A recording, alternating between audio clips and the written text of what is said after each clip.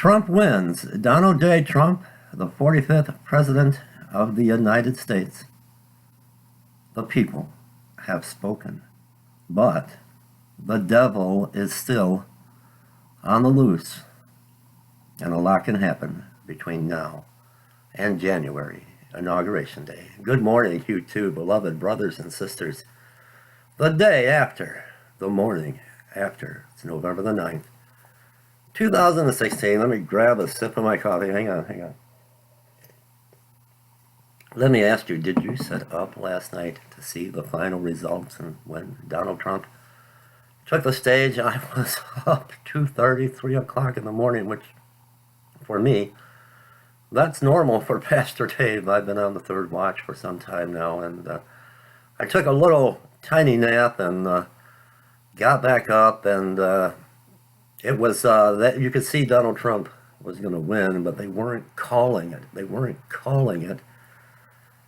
And then Podesta comes on stage at Clinton campaign headquarters and tells the people to go home. I thought that very odd and very strange, and tells the people to go home. They already knew, and Hillary Clinton did concede and give Donald Trump a call, and I guess Barack Obama did as well. But let me know in the comment section, did you sit up? Were you up at the edge of your seat until you got the final word that Donald Trump will be our 45th President of the United States? Now, like I said, it's a long time between now and January, Inauguration Day, and the devil is on a rampage. I love when I scroll around the YouTube channels. And, one arch rival of mine is taking full credit that he called it, that Donald Trump had won. He's the first one. He's the first one to call it. He's one of the first ones to say that Barack Obama is the biblical Antichrist, the son of perdition. Where will all of this go now? Where will all of the craziness on YouTube, where will it go now? But I want to make this perfectly clear. Yes, the stock market seemed to be taking a nosedive and seemed to be crashing, which is kind of normal when you have a change of power, the highest office in the land. We're going to have to keep an eye on that because the superpower elite that have been defeated now, the big central bankers and that really run this country, are not knowing what to do. The devil is still on the loose. And he has been spotted on Pennsylvania Avenue. A lot can take place. A lot of people now are saying that God has given America a second chance, but we've got to know this, that Bible prophecy will be fulfilled.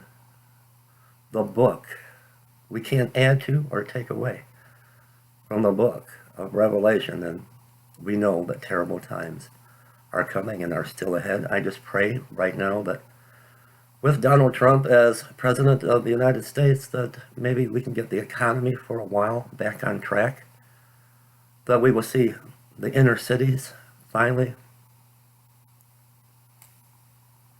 see the inner cities spring back to life, and people stop hurting one another and start loving one another. When more money comes into the inner cities and the impoverished areas start to get a new coat of paint, and we start to see less and less homeless, that finally our veterans that I so highly respect, get the care that they need and get off of the street and come out of homelessness and get the proper medical care that they need, that we will see less and less of the homeless crisis that has plagued the United States of America like a third world country. That is my prayer. That is my long time prayer. But reality has to set in. We're living in the last days. What I fear is between now and January, it's a long time, with Barack Hussein Obama at the helm, still in power, a lot can happen. He can cause a major crisis. He can cause a nuclear war that so many have had visions about. One slip and hitting that nuclear trigger. One mishap. What will they do now? What will the superpower elite do now?